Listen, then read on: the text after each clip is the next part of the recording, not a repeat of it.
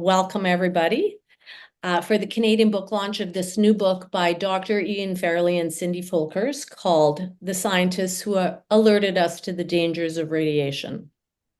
My name is Angela Bischoff, and I'm director of the Ontario Clean Air Alliance. We're a small NGO or non-governmental organization, community group, working for a 100% renewable energy future. We produce research reports, distribute educational materials, and advocate for sensible and environmentally sound electricity policy. I live in the city of Toronto on the traditional lands of the Haudenosaunee, the Huron-Wendat, Anishinaabe, and Mississauga of the Credit, the first peoples of this land, and in the watershed of Mimico Creek and the Humber River. I acknowledge that I am party to Treaty 13, and I commit to working for justice and reconciliation with the Indigenous nations of this land. This commitment drives me to fight against nuclear colonialism, which always extracts, mills, and refines uranium and builds toxic facilities, nuclear facilities on First Nations land, leaving behind toxic tailings ponds and emissions, and then dumps the long-lived radioactive wastes also on First Nations land. There are better ways to meet our electricity needs, and thankfully, First Nations are leading the way with clean wind, solar, and storage projects. I'd like to thank my campaign partners here today in this fight for a non-radioactive future. Brenaine Lloyd of Nuclear Waste Watch is doing tech support on this webinar, and Susan O'Donnell is acting as our chat and Q&A master. She's representing two groups today, Coalition for Responsible Energy Development in New Brunswick and the Canadian Coalition for Nuclear Responsibility. Just a few words on where we are with nuclear power today in Canada to give some context. The Ford government in Ontario is on the world's largest nuclear spending spree that will total well over $200 billion, while leaving a legacy of hazardous nuclear fuel waste that will need to be isolated from the environment for 1 million years. And several other provinces across Canada are chomping at the bit for federal funds to subsidize their own nuclear dreams. These projects will not only affect our pocketbooks for generations, but they'll also risk local populations with routine radioactive releases, as well as accident risks for generations. Okay, let's get into the book. I was intrigued by it because I've followed the careers of the two authors here today for many years. Dr. Ian Fairlie has written two reports for us, one on radioactive tritium, where he reported that 100 kilograms of radioactive tritium are released routinely, daily, from the Pickering and other CANDU nuclear stations. He concluded that pregnant women and children under 4 years old should not live within 10 kilometers of any of our nuclear stations, and food grown within 5 kilometers of any nuke station or CANDU nuke station should not be consumed. He also wrote a report for us on what would happen if a Fukushima-sized accident happened at the Pickering nuclear station. Keep in mind, Pickering is just 30 kilometers from downtown Toronto, so well within an evacuation zone. He concluded it could lead to 26,000 cancers and $125 billion in lost home values. And I've taken an online course on radiation from Cindy Folkers. I'll send out details of her courses along with the recording. And now I'd like to introduce you to our speakers today, the authors of the book. Dr. Ian Fairlie, sometimes known as Dr. Tritium, is a citizen scientist with a deep interest in radiation issues. He is both Canadian and British, and currently resides in London, UK. He has degrees in chemistry and radiation biology, and his doctorate at Imperial College in London was on nuclear waste policies. He was chief scientific advisor for the British government's Committee on the Radiation Risks of Internal Emitters. He continues as a consultant to many NGOs and nuclear activists, both in Europe and North America. Cindy Folkers has worked with the US-based advocacy group Beyond Nuclear since 2007 as radiation and health hazard specialist. Her work focuses on ionizing radiation and its impact on health and the environment, both from a scientific and historical perspective. She advocates for fully protecting the health of females and early life stages in the face of uncertain health outcomes. She earned an MS in environmental science from the Johns Hopkins University. Welcome, Cindy and Ian. Thank you for putting pen to paper and bringing this honor roll of radiation scientists that have risked their careers to bring us the truth of the risks of radiation. In terms of an agenda, I will throw out some questions to each of you. Feel free to jump in anytime, elaborate on each other's ideas. This could be a three-way conversation flow. And after we go through my set of questions, which may take up to about a half an hour, more or less, we're going to throw then Susan is going to bring questions from the Q&A function. So feel free to throw your questions in there, if everyone's okay. Here we go. Ian, let's start with you. Please tell us, why did you and Cindy write this book, and what was your primary message of the book? First of all, I'd like to say hello to everybody in about 15 different countries that I can see from the list. It's really quite good to have such a North Atlantic toing and froing here. There are many people from Canada, from the States, from Britain, and from Europe, all together on this one webinar launching the book. And I'm very pleased with that. Oftentimes there's a group in the United States or Canada and nothing happening, and then a group in Europe, nothing happening. And basically, it's good that we are really joined forces here. Now to answer your question, well, this is the book, and we were asked by F Express to write it. We were commissioned to write the book. But even if we hadn't been commissioned, we were really keen to write about this. Initially, when Cindy and I started to get our notes together, we thought there would be maybe about half a dozen scientists and who that we could write up. And then in the end, we wound up with about 40. We were really surprised at that. Basically, it emphasizes our message that the governments both in the East and the West, on both sides of the Atlantic, have been systematically down-putting or naysaying or minimizing or trying to minimize the risks of radiation. And our book does the exact opposite. It says, no, this is all wrong, and this is the real story. And I guess that is the basic message that we would like to get across. The thing is that many of the scientists who are listed in the book are no longer with us, unfortunately. And we need to remember them. We need to commemorate them.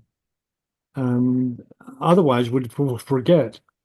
These guys were real heroes, and they went through an awful lot of nonsense. They had a lot of courage, a lot of guts. They persevered, and we think that their stories are worth telling, and that's what the book does. Okay. Thanks, Ian. It gives us the general context. Cindy, would you share a reading from the book and discuss why it's so important? Sure, thank you. This is chapter 30. This is actually from the honorable mention part of the book. The book is divided into two sections. There's an honorable mention section, which comes after what Ian and I sort of colloquial call the heroes section. So I'm going to be reading from Herbert Parker's entry. Herbert Parker was a British-American medical physicist who worked at the Chicago, Oak Ridge, and Hanford atomic facilities during the Manhattan Project in the 1940s.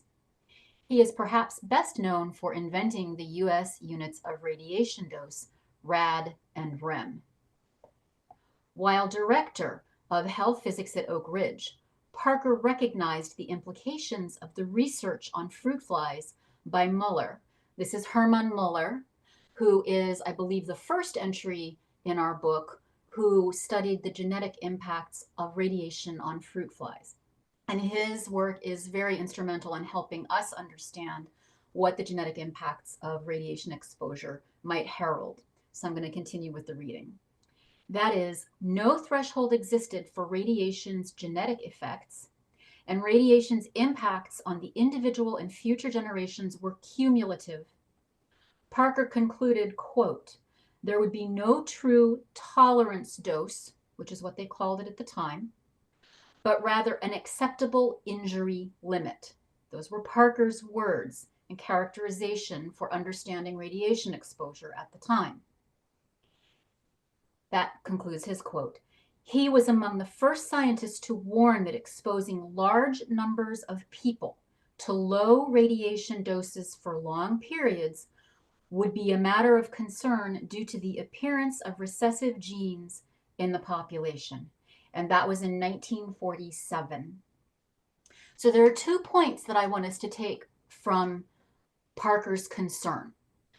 The first point is that understand where we have brought this technology today, starting in the 1940s with the rounds and rounds of above ground bomb tests, exposing many, many, many people, some to higher doses than others, but some to low doses. And it was a continuous thing for a number of years from, let's say, the early 40s, mid 40s, starting with Trinity, all the way up to when the above ground bomb test ban happened in 1960, early 1960s, let's say 1963.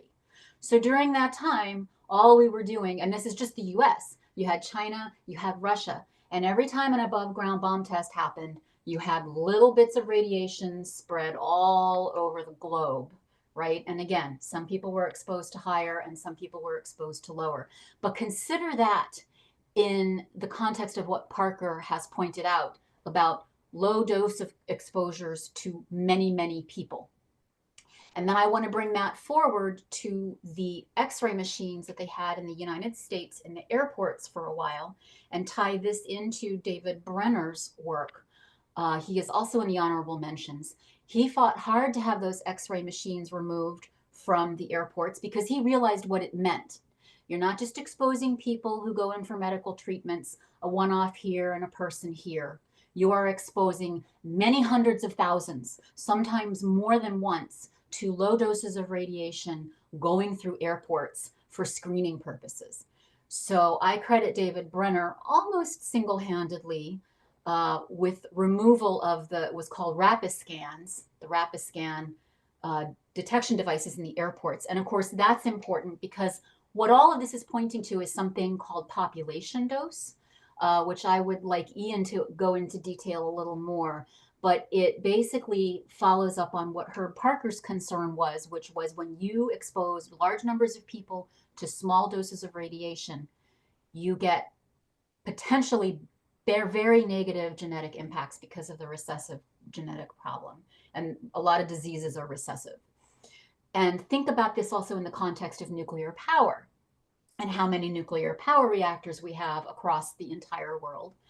And in the context of Ian's work, where they release radioactivity normally as a matter of operational course. They do not have to release it during catastrophes. So this is an operational thing that we have come to accept. And then I want to tie that back in to looking at the language of how the language shifted from language that focused on human health that being the tolerance dose, which is what they called it in the 1940s. Tolerance being tolerance of what? Human beings. What could we tolerate, right? That was how they framed the language at the beginning. And then they shifted the language because they knew it couldn't have a tolerance level or a tolerance dose. So they shifted the language to something like permissible. What we were given industry permission to expose us to a certain amount, not because that's what public health could stand, but because that's what industry needed in order to have nuclear technology flourish in the world. And so that language has evolved with tolerance. It was from tolerance dose, which focused on human beings and the impact on human health, to a permissible dose, which is what the industry was permitted to release and expose us to a dose that was practicable. And that was about 1971 with the Atomic Energy Commission. Now we have, most recently, ALARA, as low as reasonably achievable. And of course, who defines reasonable? Not human health, not public health constraints. No, it's industry. So I'm going to stop there. And I wanted to lay that context for the history of where we find ourselves now in the context of the nuclear industry and further nuclear development. Wow, that was really interesting, Cindy. Thank you. Ian, maybe just to follow up on that, you can talk a little bit more about where else, like Cindy talked more about bomb tests and, airport radiation exposure. Today, where are the problem exposures? And can you also touch on the issue that Cindy kind of got at, which is, a little bit of radiation isn't bad, is it? And dealing with the last bit first, Cindy referred to population dose when a large population gets small bits of radiation, or they're exposed to small amounts of radiation. Now, the thing is that if you added all these up, you get what's called a collective dose. Now, the nuclear industry and governments don't really like that very much, and they've gone out of their way to avoid it, talking about it. But it's important because if you look at the collective dose, in other words, add up all the tiny little amounts, you can actually figure out how many people are going to die because you apply a risk factor to it, which is 5% per sievert. Now, this is a very controversial issue. Nevertheless, it's important for us to maintain the fact that there are collective doses, and where there are large collective doses, we have to worry about it. Now, this comes to the second part of what you asked. Where are we worried about? Where are the big population doses? Well, right now it's with CT scans. In other words, that stands for computerized tomography. Now, many people in the audience may be aware of that if they go to hospital, sometimes they'll get a CT scan. Now, a CT scan will result in fairly high doses of radiation. For example, a routine chest X-ray in males, not females, in males, a routine chest X-ray, chest CT scan will give a dose of, roughly speaking, about 20 to 30 millisieverts. In other words, 20 to 30 times the amount you would get from background radiation. Now, you may think, well, yeah, but CT scans, there's a clinical benefit to them. That's true, there is. So you have to balance the two. Nevertheless, what David Brenner has done in the United States, at Columbia, is that he actually did some work and added up what the doses were from CT scans, and they're huge. And he recognized that the total collective dose was 93,000 person sieverts per year. roughly speaking, about 100,000. Now that's quite high, and you could just apply a 5% figure to that, and you can very easily get across that 50,000 people each year die from CT scans. Now, there are millions of CT scans. This is the United States I'm talking about each year. The trouble is that nobody is monitoring it. And it's something that we should really be taking into account. For example, it has resulted, by the way, in a difference between what's happening in Europe and what is happening in North America, or I should say United States. In the United States, for example, it's very common for insurance companies to, if you're going to be a new employee, to demand that you have a CT scan pre-employment and your pre-employment check. Now, in Europe, that does not occur. In fact, it's officially disapproved of. But you don't go looking for ill health. It maybe help the bottom line of insurance companies, but it results in people dying. So it's a major worry, particularly in the United States. That is the large population dose from CT scans. Now, there's a second area where I think we should be worried about, and that is, roughly speaking, right now there are about 100, maybe it's gone down to about 95 nuclear reactors in the United States, and about 20 in Canada. Now, the thing is that there's a lot of evidence showing that people who live near these reactors, amongst the people who live there, that kiddies get leukemia. I'll repeat that. Childhood leukemia levels amongst populations who live relatively close to the plants of nuclear plants are raised. And it's not just a few studies that show that.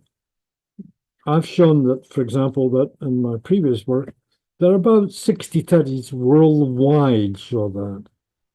You can't just ignore it. But the really amazing thing is that when we came to our book, we found that these scientists, they themselves found this. Nobody told them to go looking for it. They did it off their own bat, independently.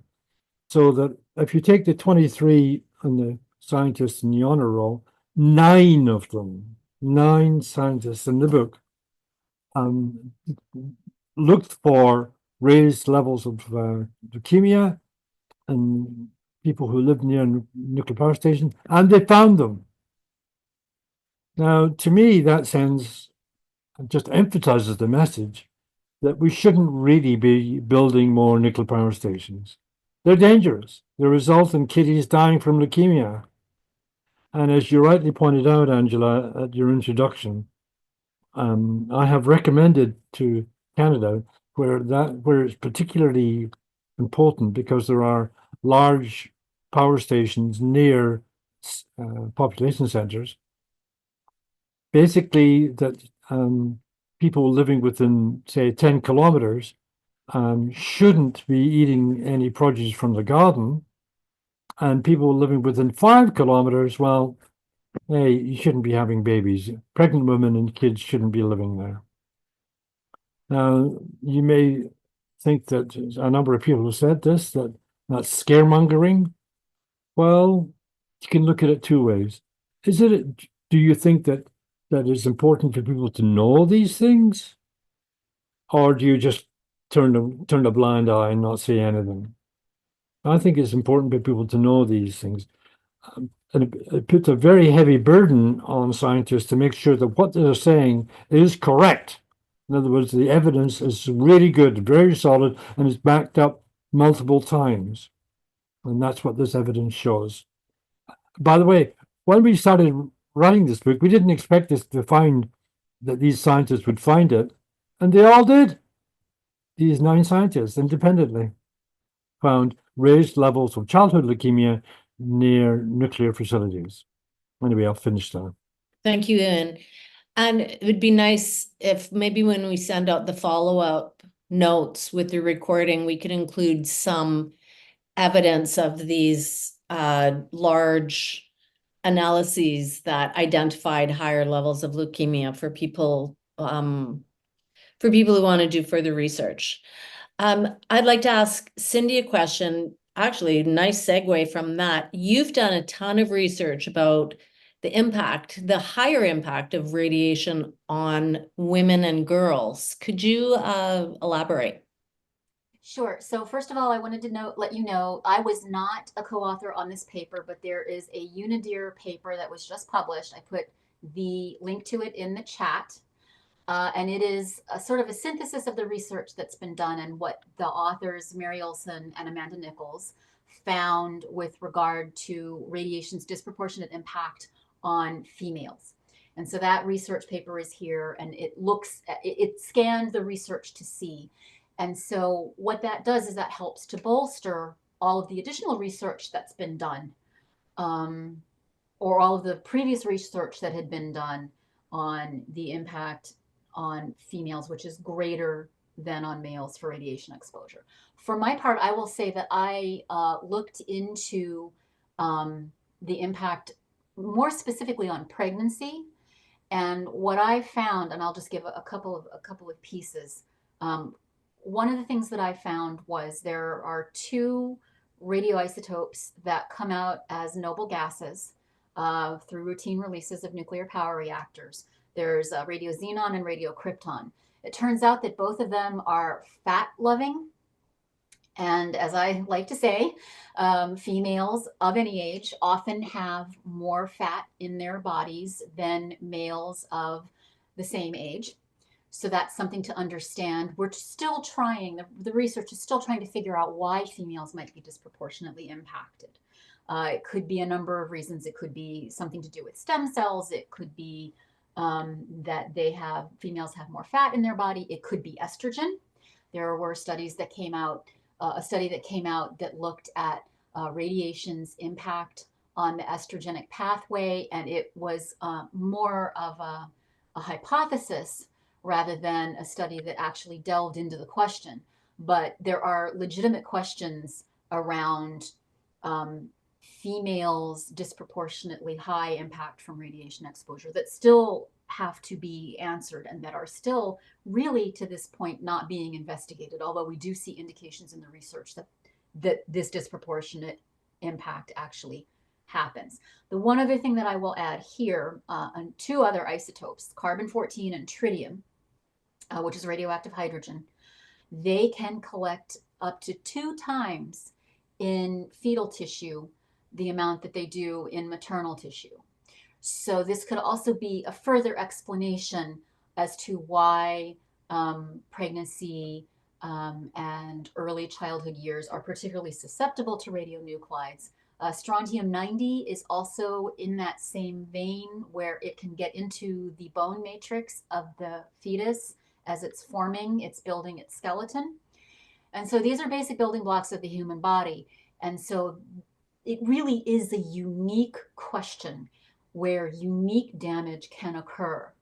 And it is something that has not been fully investigated. And I will just say one other thing, and this, at this point, mostly pertains to research that has been done around nuclear power catastrophes, like Chernobyl, which exploded in 1986 in former Soviet states, what is now the former Soviet state, which is now Ukraine, actually.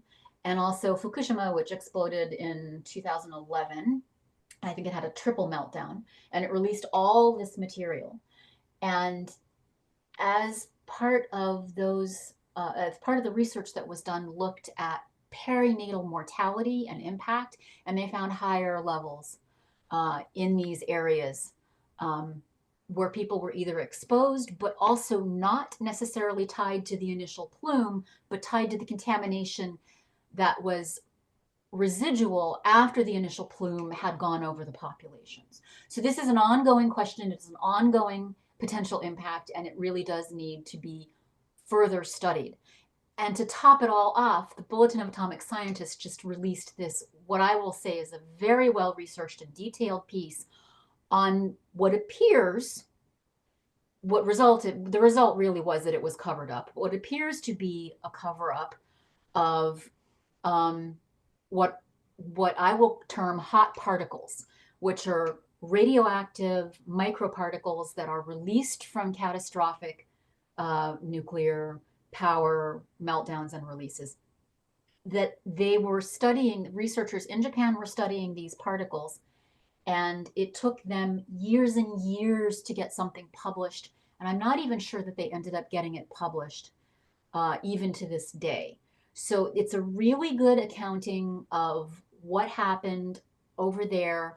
And it's a good indication that we still have not climbed out of the obfuscation hole that surrounds this technology, that surrounds the contamination from this technology. And so sadly, our book and the shortcomings that it points out, and the I'm going to call it throttling of good science, of good radiation science, still continues.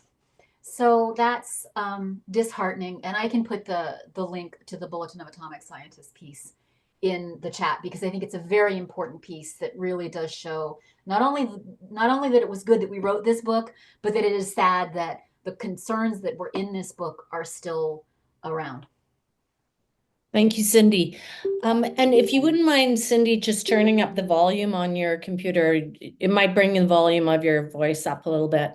Oh, sure. Ian, how do you respond to people who would, over the years, all these scientists that you've profiled in your book, they were considered alarmist, and you and Cindy sometimes might be considered alarmist, or us anti-nuclear organizers. How do you respond to that? Well, the main thing is to point to scientific evidence, and our book contains about 700 or 800 scientific references, which back up everything we say. Every scientific statement that we make in the book contains a reference. And the more contentious the statement, the more references we add. So it's a case of being very careful and being rigorous with the use of our evidence. And if people don't like what the evidence says, well, I'm sorry, but that's what the evidence says. And we have to go by what the evidence says if you're a good scientist. Now, there is another thing, and that is this. Scientists have different views and different viewpoints. And we have made it very, very clear at the beginning, the outset of our book. Our viewpoint is that of public health. In other words, the most important thing is what the effects are on the public. 2,000 years ago, a Roman senator, oh Christ, just switch this off. A Roman consul by the name of Cicero said that the health and safety of the people is the supreme law. Well, that's a good thing to say. In fact, that inscription is contained in the rotunda of the United States Senate, or Capitol building, I should say.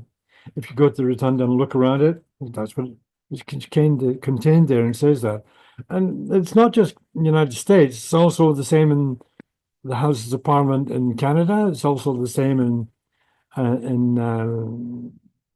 courtrooms in the United Kingdom as well. There's about 50 or 60 buildings around the world where it says that. Well, we have taken that model and we use it, and we say if there's a difference of views about the evidence, you always go to what is important for public health. So that's basically how we answer that question, Angela. Thanks, Ian. So just a final question from me to both the panelists. Is it possible to go to a non-radioactive future? Like, how would we do that? Well, do you want to go first, Cindy, or will I jump in? So the first thing we have to do is stop using the technology that keeps spewing out radiation into the environment, right? So the first step that you take when you've dug yourself into a hole is to stop digging the hole. Absolutely. Yeah. As to what happens after that, what we do with the waste, what we do with the radioactivity that has gotten out into the environment that we would have to recapture, that's going to be a much heavier lift. What I don't like, the trend that I have seen in the past, and I think it's going to rear its ugly head again if it hasn't already, is that we tie um, the predilection for especially the government in the United States to say, well, why don't you give us a solution to the waste? Well, it's not our job to give, it's not the activist job or civil society's job to give them a solution to their waste while they keep making it, right? It's their job to stop making it and then we'll talk. It's a really, again, like the language that they use to describe the impact of exposures, it's a very twisted and warped way of understanding cause and effect, right? And so I don't know the full answer to your question, Angela, but I do know the first thing, and that's to stop making it. And stop making more of it. Absolutely. By the way, can I chip in here and say that I'm sure all of us in the audience have, whether at parties or on the bus or at work or whatever, have met people who say, "Look, we need more nuclear power, don't we?" Well, the first way and the easiest way is to look at the person straight in the face and say, "Why don't you go Google nuclear waste?" And say it smilingly. The point being is that most people haven't done that. And if you do go Google nuclear waste, particularly on Wikipedia, you'll get a whole bunch of stuff there which will stop you dead in your tracks. So I mention that as a way of dealing with those promoters or protagonists of nuclear power is a very good way is just say, inform yourself about nuclear waste. Because once they start doing that, then it's very, very difficult. I'd like to mention that way back in 1975, 50 years ago now, there was a Royal Commission on Environmental Pollution report published in Britain called the Flowers Report. And one of its major conclusions was that there should be no expansion of our major commitment to nuclear fission as a means of energy production, unless there's at least one surefire way of dealing with nuclear waste. Well, there isn't. So if there isn't, then we shouldn't be dealing with it. We shouldn't be creating more of it. And I have been invited a number of times to sit on government committees and to discuss nuclear waste. And I say, yes, I'm very happy to do that. But you've got to, the pre-commitment or precondition of that is that you've got to stop making more of it, whilst the commission looking at it is looking at the question. And of course, they don't do that. So I'd like to add one more thing here too, really quickly, if I may. For some reason, people who advocate using nuclear power don't see the whole fuel chain. They start with the production of electricity and they end with the production of electricity. Sometimes maybe they get to the waste, but they hardly ever look at the fuel source, which is uranium. So really it's uranium power is what we're dealing with, right? And when you start to look at the entire fuel chain, you start to see just a history of environmental injustice. And so for anyone who thinks that nuclear power is the answer to anything, they need to take a breath And they need to go look at some of these communities that have been oppressed by uranium mining for decades, decades and decades, without proper remediation. In the United States, some of the uranium mill tailings are used as fill for buildings and all sorts of horrible things. So this is an energy source that does not begin with the generation of electricity. It begins with the oppression of First Nations and Indigenous communities. End of. That's where we, in the way that we think about this technology, that's where we have to begin and end. And the reality is that we have alternatives to meeting all our electricity needs cleanly and even much more low cost and without producing long-lived radioactive waste that needs to be isolated from the environment for a million years. And that is renewable power and storage. And thankfully, the world is moving in that direction. Canada and, some countries are exploring as well, but this direction towards nuclear power, it's time to really put out the messaging that we need a renewable, 100% renewable future. And with that, I'm going to hand over the questions to Susan. I see there's lots of questions in the Q&A function. So over to Susan. Thank you, Angela, and thank you, Cindy and Ian. Yes, we've got lots of questions. I promised Roland Dye, who was not able to enter his question right at the start. I will start with that one. And maybe, Ian, I'll go with you first. And his question, it's a big one. How great is the health risk, specifically cancer rates, from the decades of atmospheric nuclear bomb tests in the 50s and 60s? And then he also said, and from the current production of nuclear power. Can you even put a figure on that, or is it all kind of regional? And how would you respond to that? If someone says, well, what is the risk, the health risk of cancer?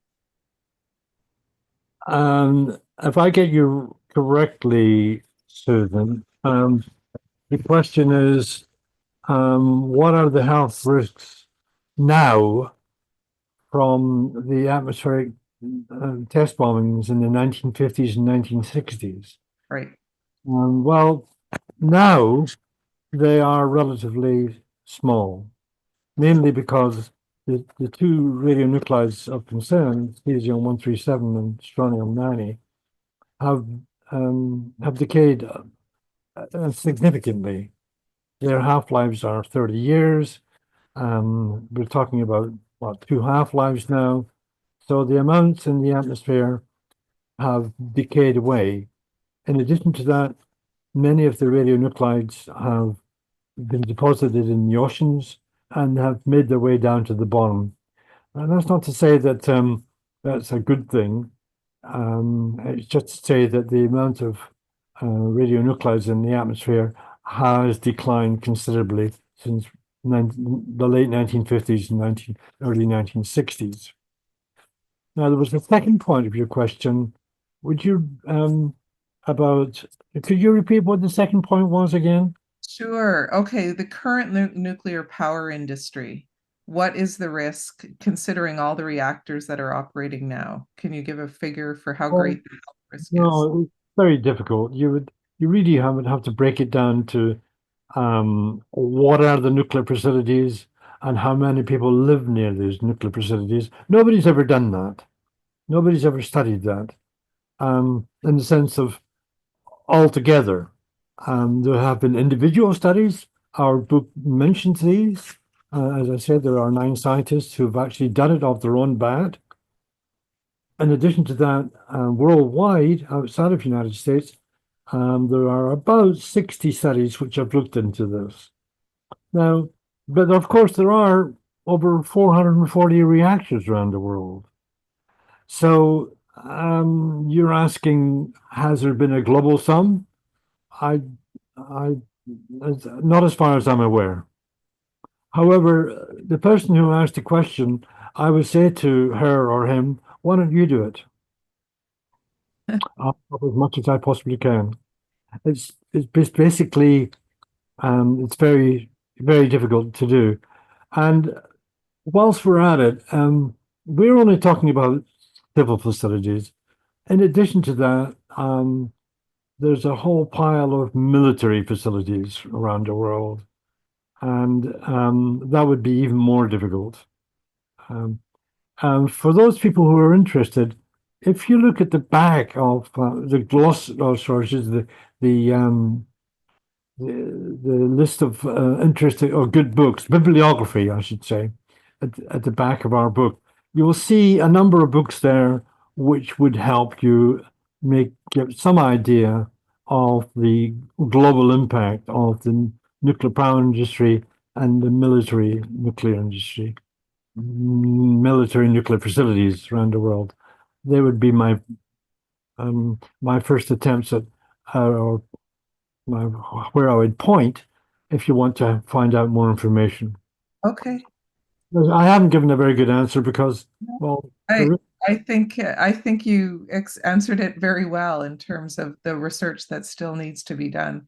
Okay. I would like to add briefly to that, though, and I would invite people to think of contamination from this industry, not just in terms of environmental radiological contamination, which happens and the radionuclides can then wash out of the environment and not be what we call bioavailable anymore, not available to be taken up by plants and animals and the like, at least for now. But I would also like to invite people to think of in terms of genetic contamination or damage contamination.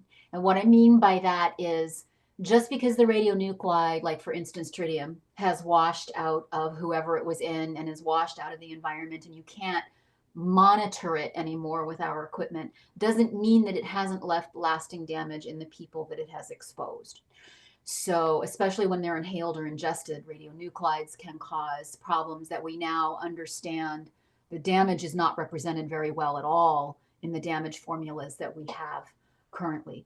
So I would invite us to start thinking of, to broaden our assessment of what it means to have contamination to damage of biological systems, because radiation damage is cumulative. Okay. Thank you, Cindy. And I'm going to ask you the next question. So the hypothesis is how it's framed here in this question of the linear no threshold, right? It's still being argued today. But if this theory were fully accepted, what changes in regulations would be required, in your opinion? Right. So for people, okay, so there's a couple of things. The first thing is that there is more than just cancer at issue for radiation damage. And it is my understanding, Ian, correct me if I am wrong, that the linear no threshold for damage is for cancer only, and in fact, it only is for solid cancers. Think about that for a second and get back to me. Yeah, because if because if you are interested in anything other than cancer, then the linear no threshold model of damage leaves the science lacking, right? It is not a complete model. I will also add that even though they say, they being the powers that be, right, the regulators, even though they use the linear no threshold theory, they say that they do, when they get down to these small doses, they add factors in that it's called a dose and dose rate effectiveness factor. It's in the weeds and you don't need to know that. All you need to know is that it's not straight down. It's not a straight line, 1 for 1. What ends up happening is they basically add this term, which at the lower doses makes the lower doses less damaging per unit dose than the higher doses. And so what that does is that actually skews the linear no threshold so that it's actually not linear, right? So that's all I'm going to say on that, because I'm just going to let Ian fill in any gaps. Okay, and thank you, Cindy. And Ian, could you explain exactly what the linear no threshold theory is? Yes, basically, it the hypothesis that as you reduce exposed radiation levels, then the risk attached to it also declines linearly and all the way down to zero. In other words, there's no safe dose of radiation. There's no threshold. In other words, even the tiniest dose will have with it a risk, an increased risk of cancer. Now, the person who asked that question, the question, says, what would, if that was really implemented, what would this do to radiation standards? Well, he or she has put a finger on a very good question. The reality is, if there is no safe dose of radiation, why are there limits? For example, right now, there's a public limit of 1 millisievert per year, which is a legal limit for exposure in most Western countries. Well, that's going to result in some deaths, surely. Yes, it is. Now, my answer to that is slightly, well, first of all, that is what the authorities have decided to do. Now, I would say that that level of 1 millisievert per year is too high. I would reduce it by, roughly speaking, a factor of 2 down to half of that. That's the first step. And I would add that's just cancer. As Cindy rightly pointed out, there are a lot of new risks, particularly cardiovascular risks, and nowadays dementia risks as well, which have been laid at the door of radiation. So coming back to the question posited by the contributor, where are we then? If, for example, there is no safe dose, why are we still at 1 millisievert a year? Well, we live in a practical world, and the authorities have deemed it that 1 millisievert is a sufficiently acceptable level for things to be getting on with, particularly for the nuclear industry. Well, yeah, perhaps for them, but for the rest of the world, I don't think that is acceptable. In public health terms, it's not tenable. Now, of course, and I've been asked this, okay, Dr. Fairlie, if that is 1 millisievert a year isn't safe, then what is? Well, there is no safe level. But for practical purposes, we got to get it down. We got to tighten the limit for public limit for radiation, at least down to 0.5 of a millisievert per year, not 1. In other words, half it. That's a first step. But once you start doing that, then a whole bunch of other things have to be answered. For example, what about, that's just cancer. What about all the other diseases? And this is the acceptable limit for an adult male. What about women? What about children? What about people who have got acute sensitivity to radiation? And that does occur. Well, these are very, very difficult questions. Yeah. And I'm afraid that we could go into this in great detail, but maybe now is not the time to do that. Yeah, and just on that, appreciate both your answers, but we've got 19 questions left, and we have probably less than 30 minutes. So I'm going to ask you, we'll call it a surefire, rapid fire round or whatever. If you can see about limiting your answers to just a minute or two, see if we can get through these so everyone is satisfied. Okay, I'm going to answer these in order. We have a question from Joyce Hall. She's talking about a statement made in the book's conclusions, and Ian, I believe you mentioned this already, that almost half of the scientists independently observed increased levels of childhood leukemias near nuclear plants. Okay. So is this something, are these findings that we should be listening to now? And maybe, why aren't environmentalists taking up these issues and talking more loudly about this? So I'll just briefly, Cindy and Ian, if you have a response to that, why isn't this more of an issue?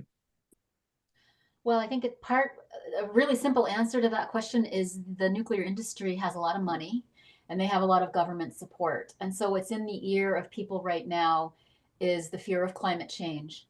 And they don't adjudicate these other really important health issues. Because a lot of times the radiation impacts you can have exposure 30 years previous to any sort of disease occurring. And as humans, we are primed to go after the thing that is the risk today from today's exposure.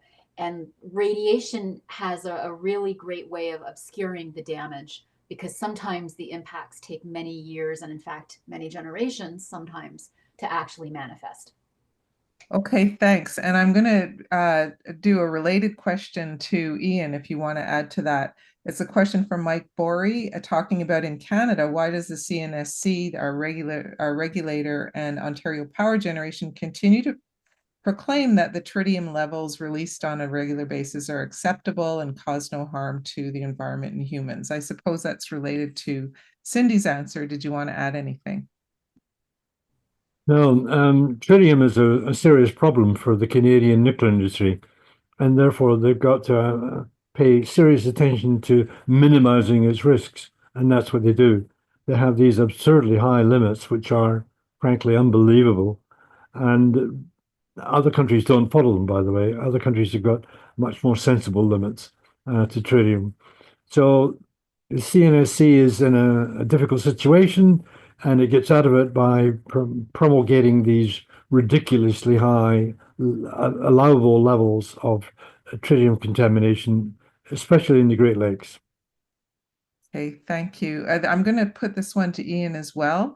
It's a question about Britain, saying that when we're doing the reviews of nuclear plants, and I guess applications for nuclear plants do not take into account the effects overseas of radiation, the mining of radiation, the mining of uranium, for example, in terms of justification, et cetera.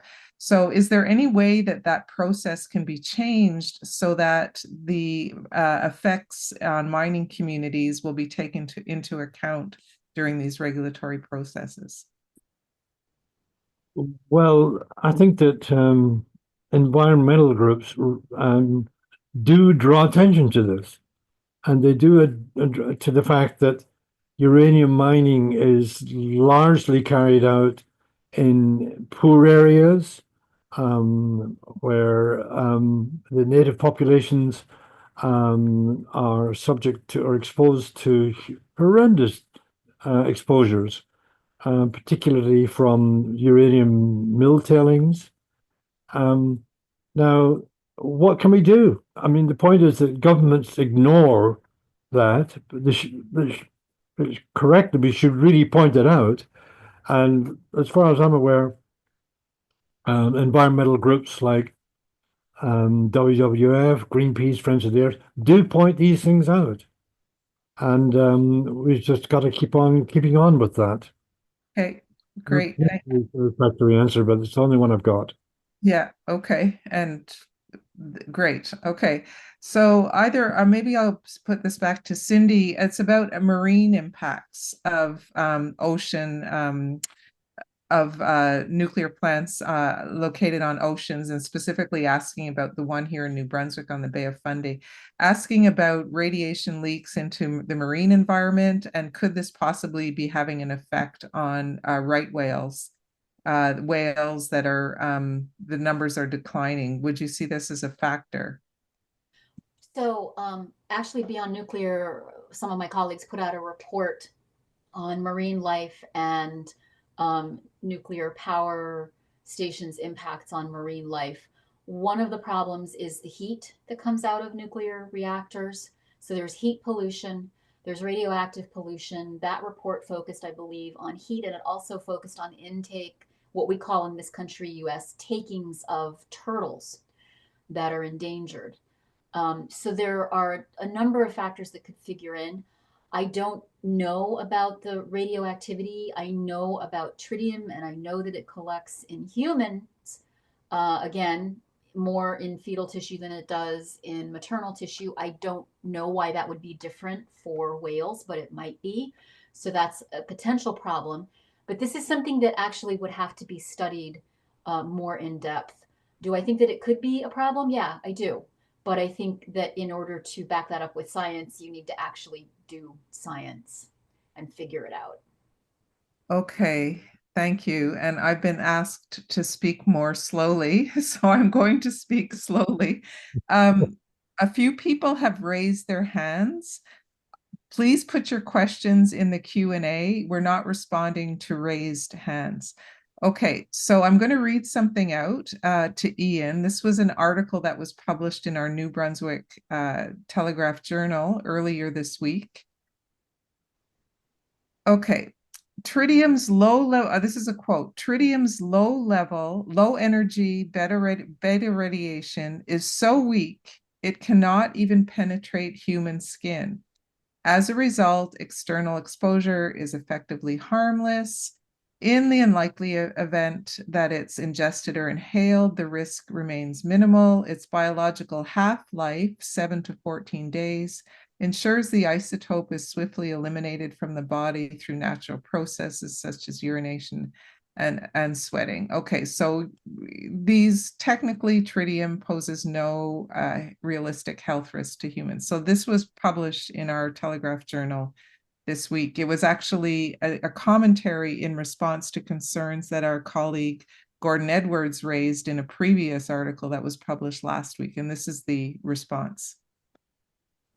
Well, God almighty, these are caveman attitudes. They really are. I mean, one wonders which century this male who wrote this nonsense is living in. Cloud cuckoo land, really, in many ways. I mean, there are so many things here. Tritium, there are many, many things. It's a very serious, which is the radioactive isotope of hydrogen. The point is that although tritium is not an external hazard, once it's inside you, it is a very serious and internal hazard. And for example, the mean free path of a beta particle emitted by the decay of tritium is about 0.6 microns in length. That's 0.6 millionths of a meter. That's about the same as the diameter of a chromosome. I'll repeat that. That the mean free path of tritium inside the body is, roughly speaking, the diameter of a chromosome. So therefore, tritium is a serious danger. The point is that although it's true that tritiated water has got a biological half-life of about 10 days in humans, that ignores organically bound tritium, because once the tritium is inside the body, once the hydrogen is inside the body, it's used in metabolic reactions. It's taken up by the body and becomes incorporated in our carbohydrates, our proteins, and our lipids, and becomes part of us, and it stays inside us. That's why it's so dangerous. Now, it's not just me saying that. Arjun Makhijani has said that. Gordon Edwards, a great guy, has said that as well. Basically, tritium is a major problem for the nuclear industry, and they put out a lot of nonsense trying to poo-poo or downplay its dangers. But we are waking up to this, and we now realize that tritium is a really serious problem. We're going to have to deal with that by tightening the standards for tritium emissions. Okay. Unfortunately, many countries don't do that or refuse to do it. Thank you, Ian. Okay, so Cindy, I'll give you the next question from Mike Borey, and it's about small modular reactor waste. We're told that the waste left from running an SMR is completely safe. Do you want to say anything about the pollution, the waste, the safety that will be caused if these SMRs are actually built and operating in the future? So I focus on radiation and health, so I could answer very generally, but I would actually point everyone to M.V. Ramana's most recent book on SMRs and why they're not, or why nuclear power isn't the issue to climate change. And I can put in the chat talking points. Beyond Nuclear has made a series of talking point fact sheets that deal with SMR problems. And to be honest, it's going to cost a lot of money to build these reactors, and there's a good chance that we may not even see them operational. We've had this argument back and forth, discussion, I should say, about whether or not we're actually ever going to see any power from these proposed reactors, or whether it's just sort of a money grab. And at this point, it's a little hard. It's a little hard to know. My focus would be, looking at why they think we need the energy, and why they think we need the energy is AI, artificial intelligence. So, but as far as like the dangers of SMRs, I would point to someone who knows more about that than me. And I don't know, Ian, if you want to field this question a little further. But I would definitely point to any of M.V. Ramana's work. I think he's in Canada. University of British Columbia. Yeah, British Columbia. Yeah, Absolutely.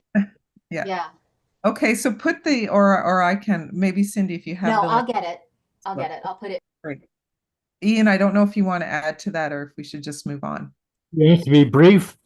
When people say to me, tell us about SMRs, my response is, do you mean simply more radiation? Because quite frankly, most of the nonsense journalism put out by this hype, this propaganda, this garbage basically about small modular reactors. I mean, my advice to most people is forget it. Forget about it, because quite frankly, it's not going to occur at least over the next 10 years.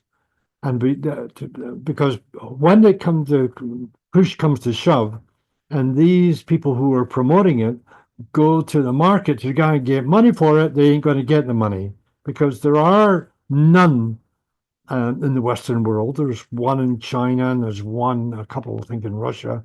But apart from those totalitarian regimes, they don't exist. So why should countries, liberal democracies like in Canada or European countries or United States, why should we be going down that line? Okay. Thank you, Ian. Okay, this is a question from Dale Dewar. She's asking, she says, when she was a child, every shoe store where she lived had a fluoroscope that you could put your feet into and see the bones. And in her town, they disappeared in 1954, very specific. She wants to know, was their disappearance tied to anyone or a decision of the government, or why did that happen? Ian, you gave a thumbs up, so I'm going to give this one to you. Yeah. Hi, Dale. You're absolutely right. It was in the mid-50s. You say 54, could be. I can't swear on that. But it basically it arose from the publication by Alice Stewart of her first studies showing that pregnant women who were exposed to abdominal X-rays produced children who were subsequently leukemic, double the rate of leukemia. And when that came out, suddenly people realized that radiation was dangerous, and they pulled all these radiation gizmos from shoe shops throughout the Western world. I think that is the chronology of what happened. It had to do with Alice Stewart and her first report, which came out in 1954, I think it was, maybe 55. Thank you, Ian. Great. I'm glad you knew the answer to that. Okay, maybe I'll put this one to Cindy. I'm not sure if it was you who mentioned the recessive gene, but the question is, can you say more about the recessive gene? Thank you. Sure. So, not a geneticist, but my understanding, my layperson's understanding is that there are a lot of diseases that are linked to genes that are recessive, meaning that these genes don't pop up in populations.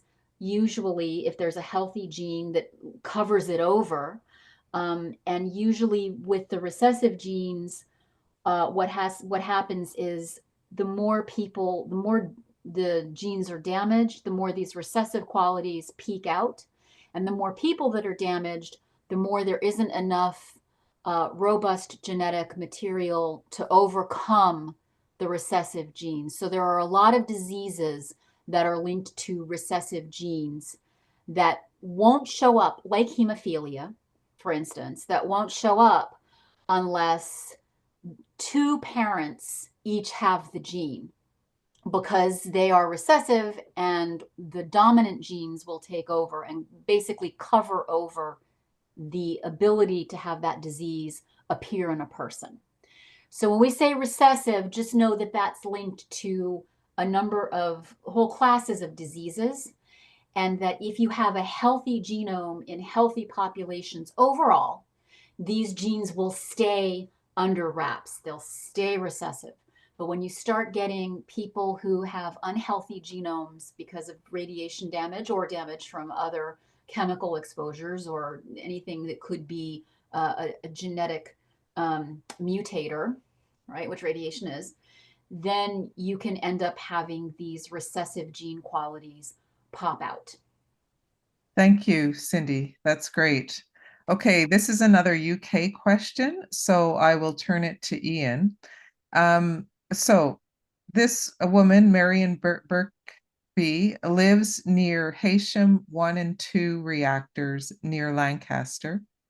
Last night, there was a loud bang and a large cloud of steam released. EDF said there's nothing to be concerned about. This has happened a few times now prior to last night. They describe it as an unscheduled going offline. Should we be concerned? Well, EDF for listeners stands for Électricité de France. Many of your American and Canadian listeners will be astonished to learn that all of the nuclear reactors in the United Kingdom are owned and operated by the French government's Électricité de France. Now, the question is, EDF has said, or I should say, Électricité de France has said, there's nothing to worry about. Our question is, do we believe them? Right now, it's difficult to say. We haven't got enough information to be able to unravel what's going on. I think that it's beholden on environmentalists to be very wary of anything that EDF says. So we'll just have to wait and see what happens here. It could very well be a routine occurrence, although I'm worried, or it might be something more serious. At the present moment, we just don't know. Okay, I'm sorry, that's the best we can say. Okay, this is another UK question, but I think both of you can answer. It's generally this person, David Haley, lives next to Barrow-on-Furness, where 3 ships regularly import nuclear waste from many parts of the world, transported to Sellafield. I don't know if that's still going on, actually. Ian, you might want to comment on that. I thought that had stopped, but maybe you know that. Barrow is also home to the making of weapons of mass destruction, the AUKUS nuclear submarines run by BAE Systems, etc., Babcock. So the question is, and well, I'm going to have to ask you both to keep it short. This is the question. How can we extract ourselves from the economic power constructs of nuclear hegemony? Okay, in 30 seconds or less. Move away. That's my answer. Where do you go? That's my question. No, stay and fight.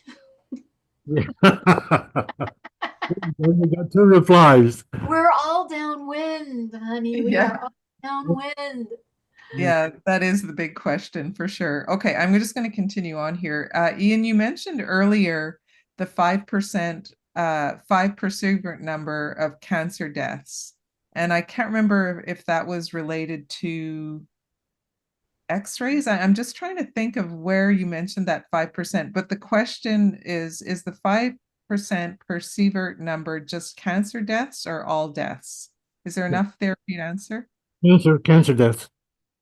Okay, cancer deaths. Okay.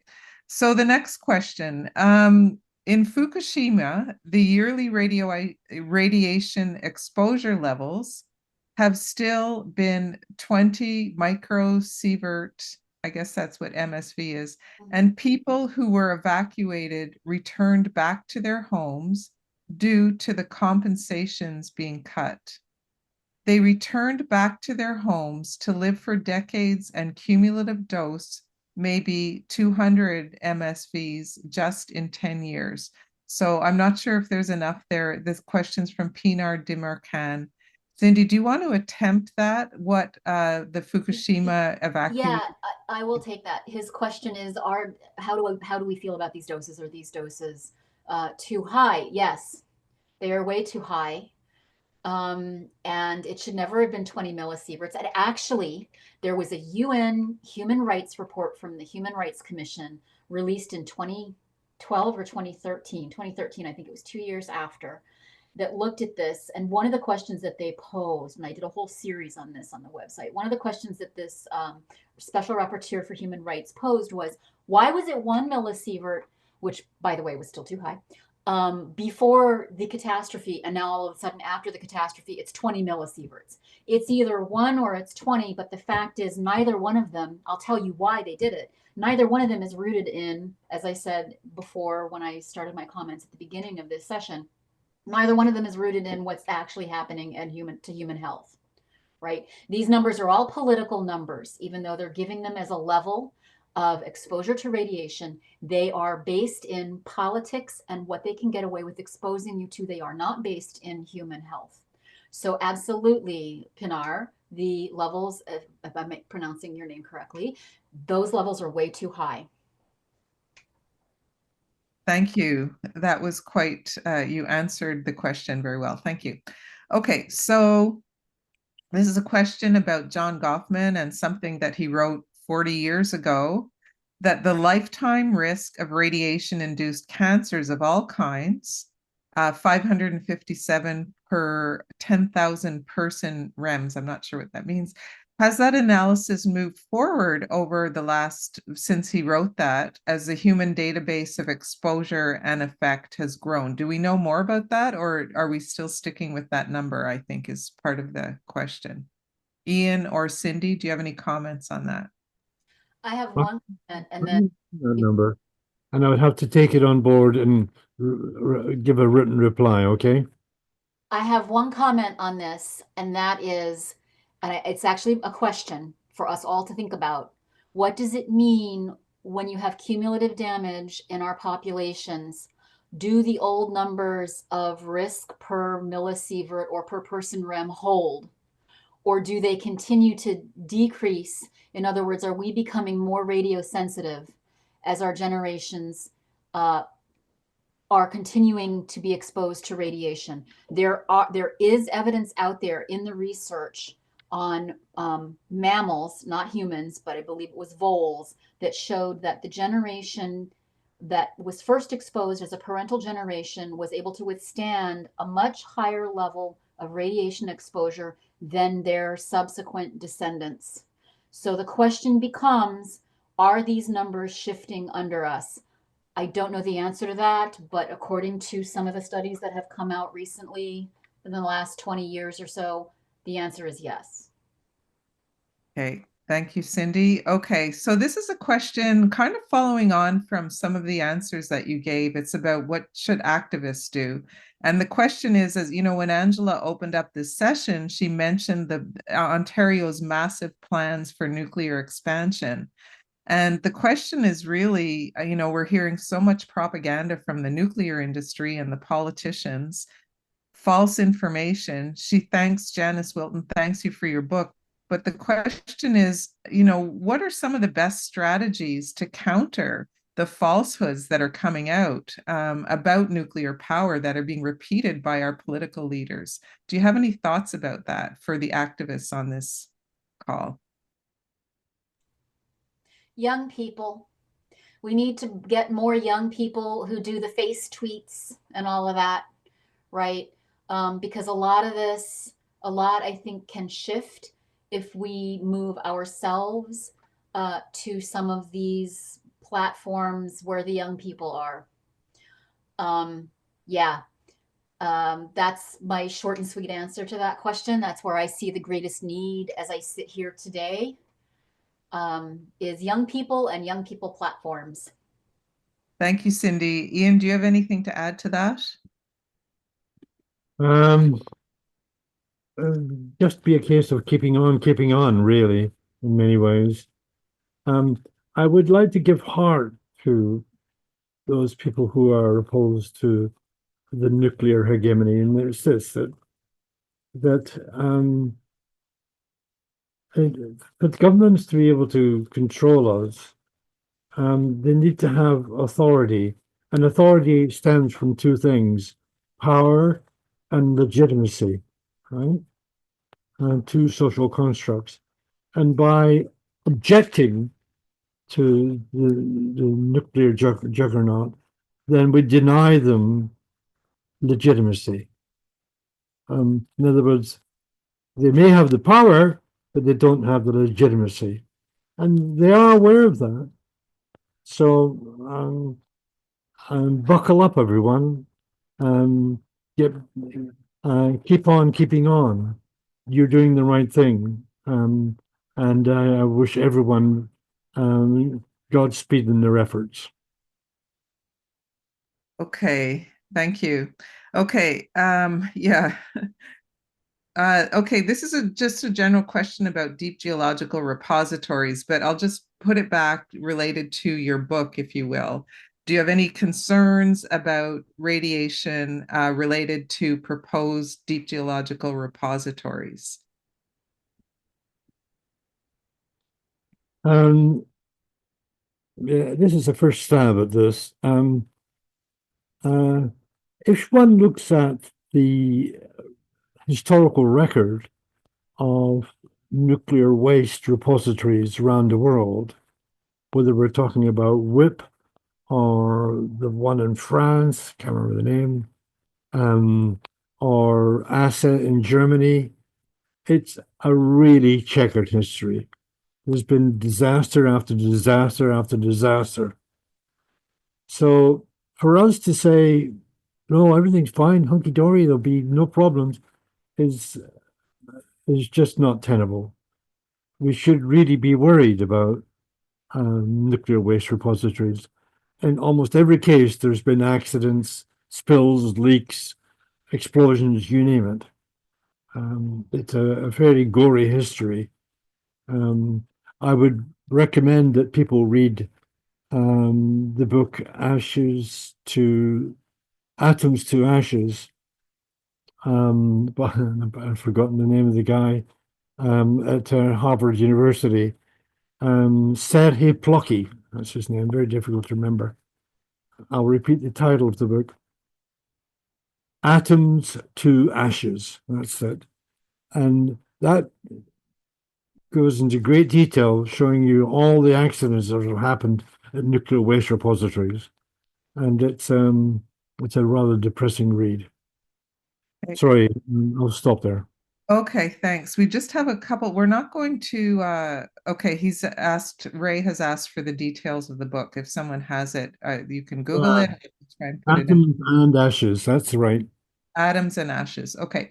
We've got a couple more questions. I don't know if we're going to have time to finish them because we've only got 4 minutes left, but one of them is related to military nuclear test sites. I wasn't aware that there were still military tests going on above ground, but should we be concerned about radioactivity from nuclear test sites? I thought they stopped in the US. This is related. So I think what Susan is asking is, so you can explode the weapon and then the radioactive fallout tends to stay behind. Sometimes they clean it up to a level that may or may not be acceptable.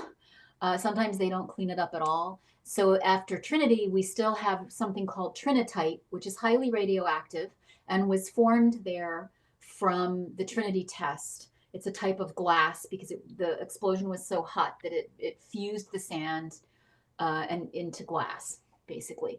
So I think what Susan might be asking is, if people disturb the soils and the ground and the water around these test sites, would they be like Amazon buildings on there or whatever, would they be disturbing radiological contamination? I think that's what she's asking. And I don't, I would say that if the site was previously contaminated, that it's very possibly that it's very possible that the contamination would be spreading. But it all depends on if it was cleaned up, how far the radionuclides spread, how dirty they were, what their half-lives were. It's a much larger question. Okay, and I appreciate that you understood a question that I didn't fully, but just to clarify, are there still military test explosions going on? I don't believe there are. Not that I know of. Yeah, Not okay. above ground, not below ground in the US Okay. that I know of. Okay, thank you. Okay, last question.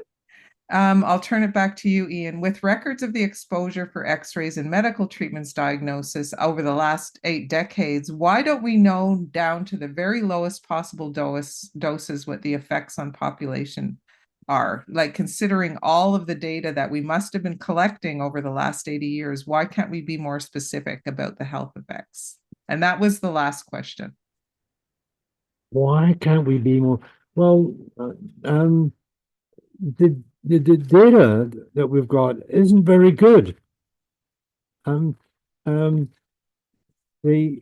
are only a couple of big studies that I would say where we've got some reliable data.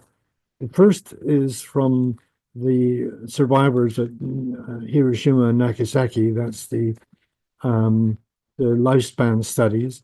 And secondly, what is now called the INWORKS studies. That's INWORKS studies. These are of about 300,000 nuclear workers in the United States, France, and Britain. Those are the two good studies that we've got where we can actually rely on the evidence that's coming out. But apart from that, we don't really have much information or much data that we can go on.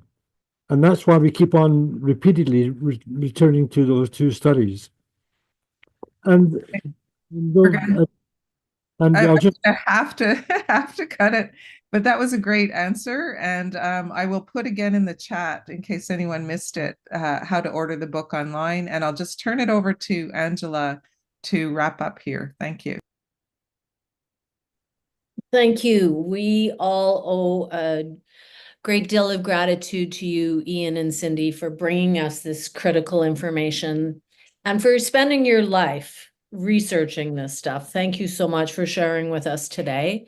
And thank you to all the participants who asked amazing questions, and the chat bar was super interesting. I will send out a link to the recording. I'll send out the chat bar. I'll send out the Q&A. Why not? Let's just put it all in there. It'll be many, many pages, but lots of people are asking for it. So I will do that. And I ask you also to share the webinar link with others, and I will include the link to purchase the book. And together we are going to create a non-radioactive renewable future. So thank you everyone for your participation. We'll be in touch with you.